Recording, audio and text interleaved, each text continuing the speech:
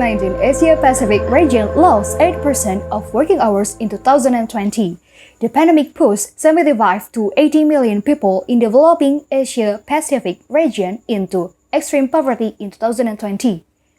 As unemployment rates increased by at least 20% in 2020 due to the novel coronavirus disease or COVID-19 pandemic across the globe, the Asia-Pacific region lost an estimated 8% of working hours, according to a report by the Asian Development Bank or ADB released August 24, 2021. As businesses were disrupted, many workers lost their jobs, leading to higher unemployment and underemployment rates, the report said.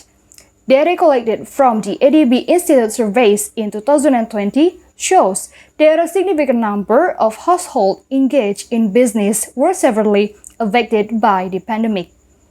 Among households engaged in agriculture or relying on wages and salary, more than half reported an increase in income, no change or decrease of less than 26%. More than 2 out of 5 households in both categories reported reduced incomes by more than 25%, likely stemming from reduced working hours according to the report. The Asia-Pacific region lost about 8% of work hours due to mobility restrictions, deeply affecting poorer households and workers in informal economy. The ADB Institute in 2020 conducted household surveys across several economies that are members of the Associations of Southeast Asian Nations. The survey results revealed that the portion of the household wherein at least one member lost a job or whose working hours reduced were significantly poor. The pandemic is threatening Asia-Pacific progress toward critical targets under the United Nations mandated Sustainable Development Goals or SDG, the report warned. The report told key indicators for Asia and the Pacific 2021 demonstrate that the region made substantial progress in the last 2 decades with respect to several development targets.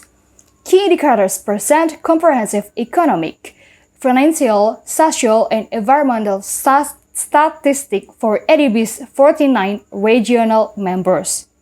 The pandemic pushed 75 to 80 million people in developing Asia-Pacific into extreme poverty in 2020, the report said. About 203 million people, 5.2% of developing Asian population, live in extreme poverty as of 2017. Without COVID-19, that number would have declined to an estimated 2.6% in 2020.